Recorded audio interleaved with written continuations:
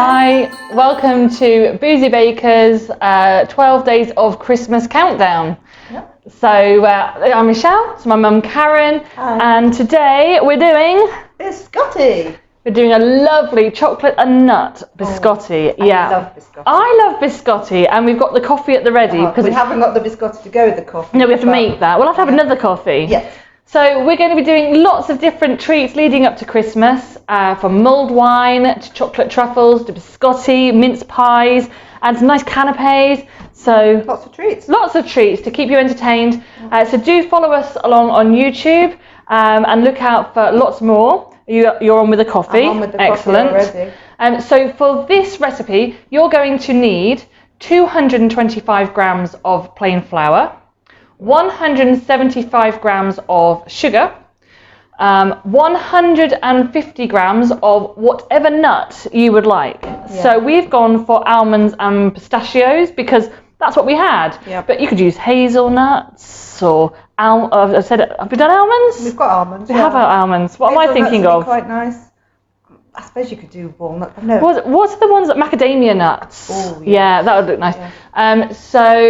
But you do need it to be a whole nut. You don't want sort of. Yeah, don't use flakes or ground. No. You do want to use a whole nut. Yeah. And then we've got 75 grams of chocolate. We're using milk chocolate. And you're going to need 2 eggs and a teaspoon of baking powder. That's it. That's all you need for biscotti. Really simple, isn't it? Yeah. And then the only equipment you're going to need is a bowl to mix it all in, and a baking tray lined with some parchment paper. So actually, I like this. We're going to enjoy it, yes. and it will last for.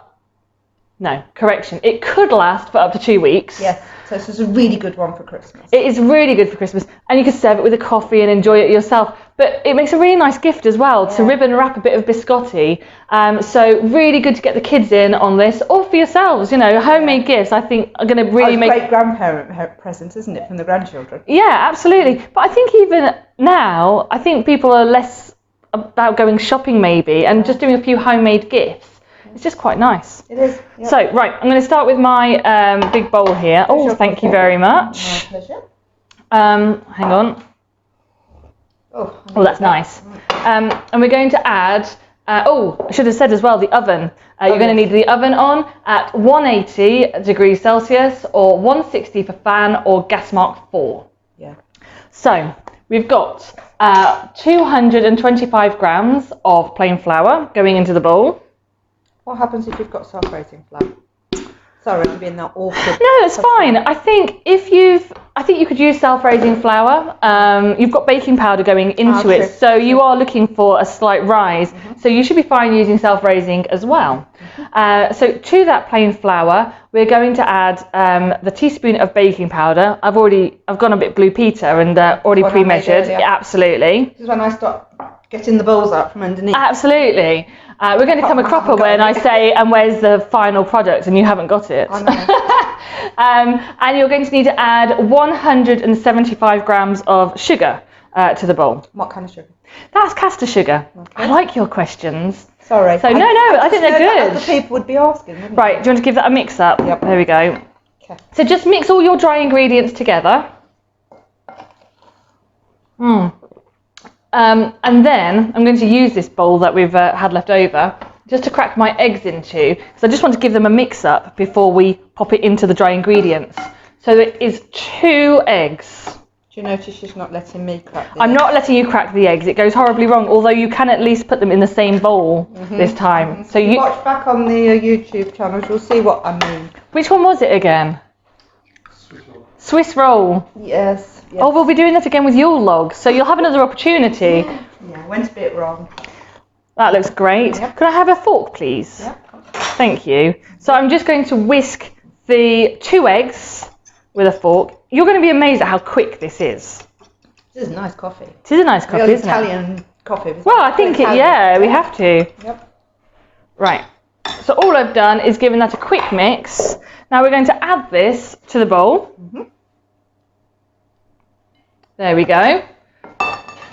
And you mix that now before we So mix it up and it should start to come into clumps. It's not going to fully mix, I wouldn't have thought, without a bit of help from our hands. Yeah. but we'll show you. But give it a good mix and see how it goes. It also depends on what size the egg is and things like that. Yeah, I mean, we're using medium eggs. Yeah. If it doesn't come together at all, then you could always put a little bit of milk into it, just a teaspoon. But you want to form a dough. Come together. It is. Now, whilst you're doing that, the nuts. We've got almonds here. You don't have to have the skins on. You could use either. To be honest, it's really versatile. I quite like it with the skins on. I think it gives an authenticity. Yeah, well, yeah, a bit of texture. Yeah. But I want to just roughly chop these, just so we don't have massive pieces. Okay. You don't want to? I don't mind. Just a rough chop. Yeah, do a rough chop. Well, also with the pistachios, I think if they're roughly chopped, then you get that hint of green running through it, which looks quite pretty, doesn't it? It does. You're right. Sorry, can I have the pink knife, please? Thank you very much. Because when she gets really noisy, she's got this. You don't like my glass chopping board? I love my glass chopping board. Very noisy. It's not a particularly large knife. I would say if you're going to do this at home, choose a slightly bigger knife. There we go. But as I said, I'm not looking to do little bits. We certainly don't want anything flaked or ground. No. Just you want to sort of see. You know when you have a slice of biscotti, you can see. Yeah, you want to see the hot through the nut. Yeah. So, oh yeah, your dough's coming on quite nicely there. Pistachios actually they look particularly good because of the green colour. Oh look, Mr. Boozy Baker's come to my rescue. Thank you, Mr. Boozy Baker. And we are going to just chop these up.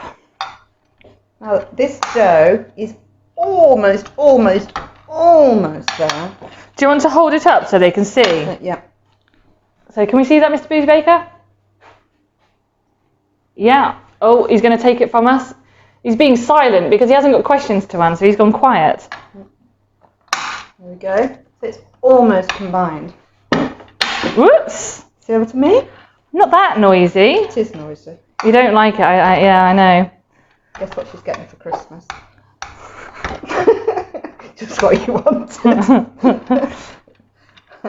Right. Yeah, it is quite noisy. I'll give you that.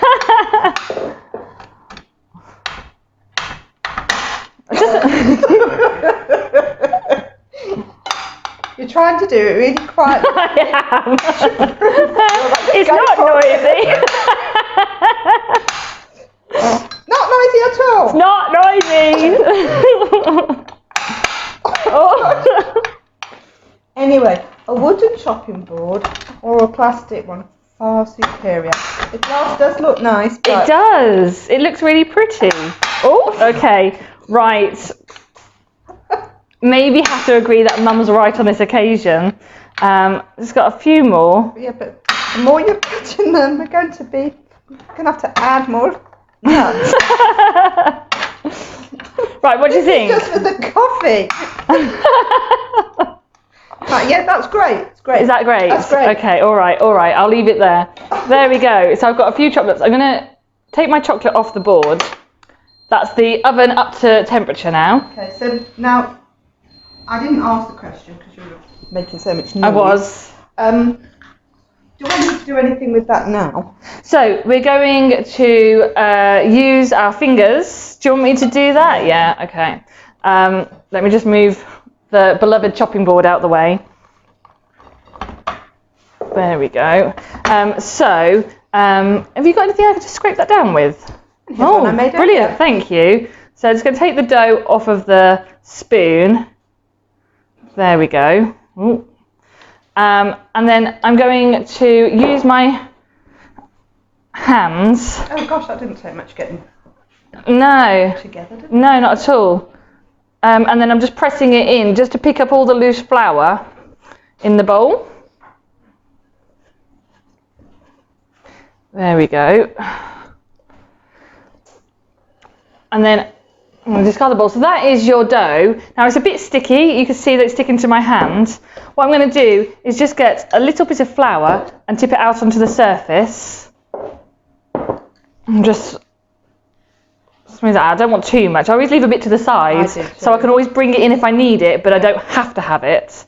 And I'm just going to knead that for a moment.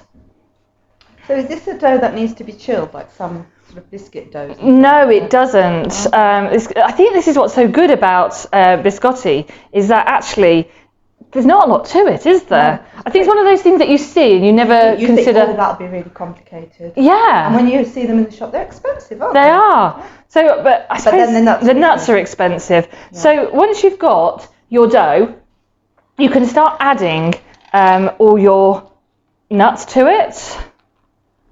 Right. I know. And I would have thought you'd have put that in before. Yeah. I suppose you want to be able to knead it. Yes. So I might do it bit by bit though, because it's going to get messy otherwise. You want to get a spread of them throughout as well, don't you? Yeah, and it does get that bit stickier. So just make sure you've got your handling it. It's getting more. Yeah. So make sure you've got your flour on standby. So this is just all the nuts that I'm pressing in at the moment. Gosh, we've got a lot of nuts in there. There is a lot. But then you think of the biscotti, and I don't know how many of you know about the way you do it. We're going to bake it twice. So it's going to go in for its initial bake as one log, and then we're going to cut it and then bake it as it's on slices. So it's that kind of... So that's why it goes so hard. Yeah. Okay. So you need the textures, I suppose, and all that ingredients. So I'm starting to stick now, so I've just got to use that flour because we don't want it that sticky. Bit more. And then, if you don't like as many nuts, you don't have to put that many in, I presume. No, and you could put dried fruit in it, couldn't you? And some nice cranberries or something. I was actually thinking as we were doing it earlier, mainly because we were cooking with lemons, it might be nice with lemon in. Yeah, lemon zest. That's what I was thinking. Yeah. So you could see the slices of lemon. An orange might be quite a Christmassy idea. Yeah, you could add spices as well. Yeah. So all sorts of things that you could do with it. But this is the traditional. This is. Well, nuts are, aren't they? I'm not sure about chocolate. No, but that's Christmas. You have to have a bit of chocolate at Christmas, don't you? It's the law. So, just might have to put a little bit more flour down because it is getting just that bit I'm sticky. surprised actually it's taken that much flour, but Yeah, I suppose 2 eggs is quite a lot for the amount of flour that we used. Yeah. But it should add for the richness of the dough. Yeah. Right, there we go. Just try and protect my hands a bit, just cover them in a bit of flour. So I'm just flattening out the dough just so I've got a bit more surface area to put my chocolate into. But it's quite knobbly now, the texture of it. Yeah, you can really feel all that ingredients inside of it. It's very Christmassy because it feels like it's hiding a treat almost. There we go. Yeah, very, very knobbly. Let's see if I can do all the rest at once. Michelle's got little chocolate buttons, but if you don't have anything as fancy as that, you can just chop up chocolate. Oh yeah, just chunks. Yeah. Just roughly chop. I wouldn't advise a glass chopping board. It's very noisy. No, I wouldn't either. Right, so we're just going to knead that last bit in. So you can see the ingredients is all kind of mixed up there. There we go. Now. That looks scrummy before you go and cook. Just eat it like that, just a fork. Yeah, maybe not. So I'm going to roll this into a log, like so. It's actually forming that really nicely. I'm just going to move the chopping board out the way. There we go, give that to Mr. Boozy Baker, thank you. Now we don't want it to stick either, so I'm just going to make sure that I've got flour along the way. But you want it, say about that? Say that's about right? Yeah. Now, if you don't have a baking tray, because we've actually got really long baking trays, if you don't have one that long, you could just split this in half, couldn't you? Shall we do that? Yes, because most people won't have ones that size. Or chopping through that with all the nuts in and everything. Probably should have used a chopping board, to be honest. Right. Right.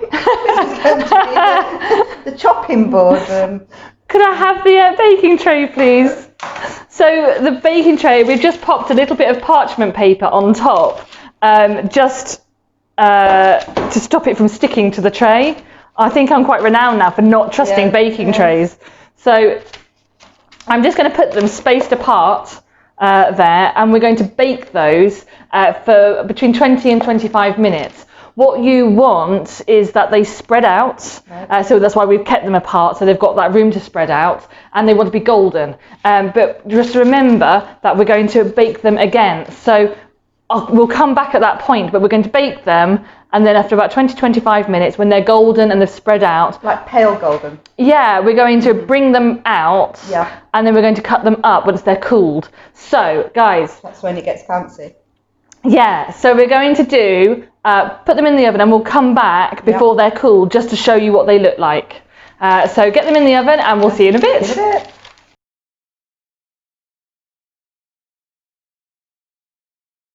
So here it is. It's had 25 minutes in the oven, and you can see it's got a slightly gold colour to it. That's good. It does, it's all spread out. So we're going to leave that to cool for 10 minutes. Now, in that time, we're actually going to reduce the temperature of the oven for them to go in again to be that twice-baked biscuit that they're known for. So you need to reduce the oven now to 140 degrees Celsius, or 120 for fan or gas mark 1. So that can start to cool down as these do. And then we'll come back and we will be slicing them and preparing them to go back into the oven.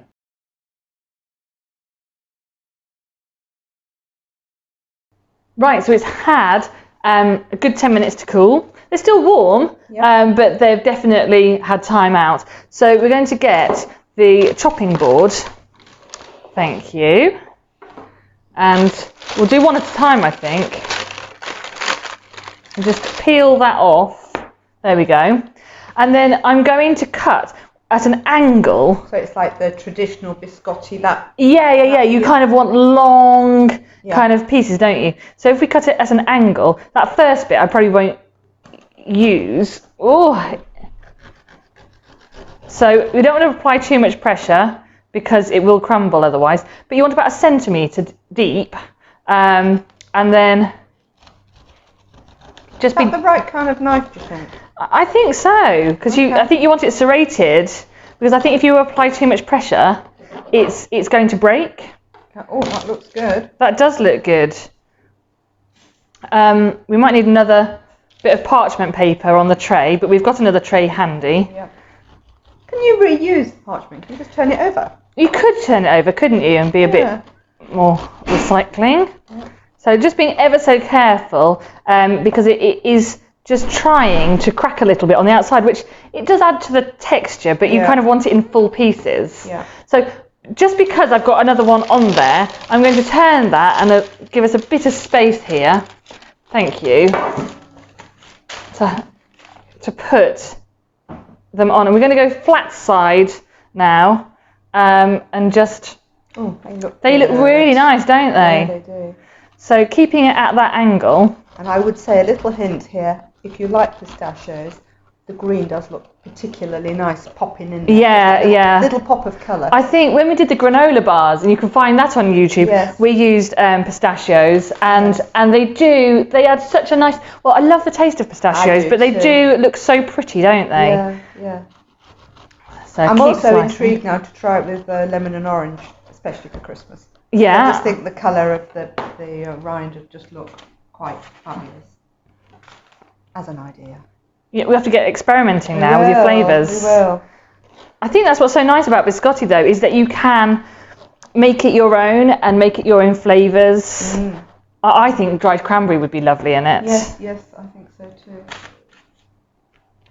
So there we go. So we'll keep cutting. I might speed this bit up for you guys so you don't have to watch every single cut. It's interesting to see how many slices one sausage makes. The sausages are about 33 centimetres, about a foot long. Yeah. Just so you know.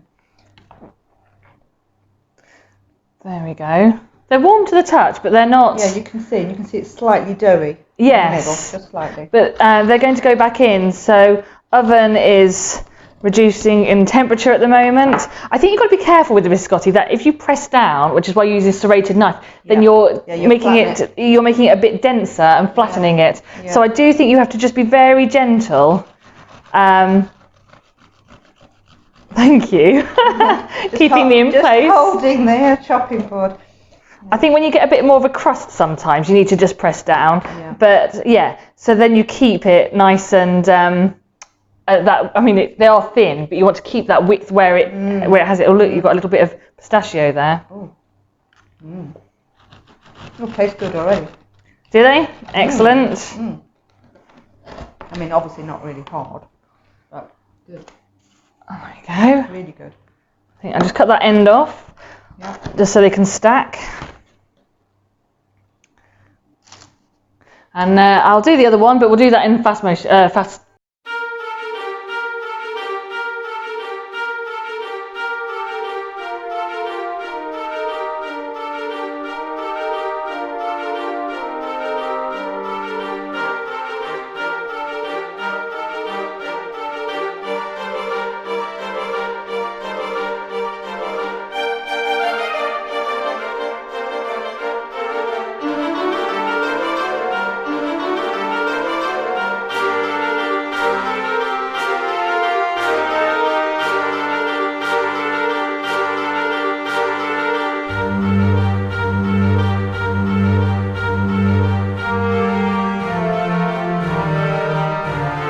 Hard to toast that bit. Yeah. Right. Apart from a few bits that I've ended up being taste tested, these are ready to go. So I will show you. There you go. How many did we actually make? How many did we make? We made 2, 4, 6, 8, 10, 12, 14, 16, 18, 20. About 20, 21 maybe there. And it also depends on the angle that you've cut it. Yes. Because we're just saying this, the second lot. Slightly different angle, so she's got longer biscotti. Yeah. So watch your angle. If you want shorter ones, go for less of an angle. If you want nice long fingers of biscotti, go for a sharper angle. Right. So you need to get these back in the oven. So just a reminder that your temperature should now be 140 Celsius or 120 for fan or gas mark 1. And we're going to put them flat on a tray like that and bake them for another 15 minutes.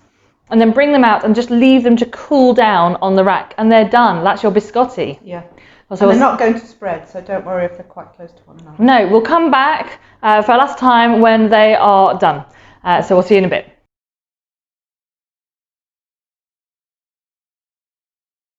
So these are the finished article. Got some nice pretty ones here over by a cup of coffee. But they're looking pretty good. They are. Think we should try one. I do too. Can I? Yeah, go for it. Oh, they're good. Really nice. Crunching loudly. Yeah, it's got that real crunch that you expect from a biscotti, but so much flavour. And despite the lack of spices and things, so Christmassy. Definitely. Make a really good gift, wouldn't they? They'd be fabulous. Right, if you have enjoyed this workshop, please do follow us. There's a lot more videos, and we'll be doing all of these up till Christmas Eve. And if you would like to support us, we have a page on Buy Me a Coffee. It's not compulsory. We love baking. We love baking along with you and for you. But we do have a page, so if you do want to buy us a drink on there, a virtual drink, you are more than welcome, and we'll put the details below. But thank you ever so much, and have a lovely Christmas. Bye.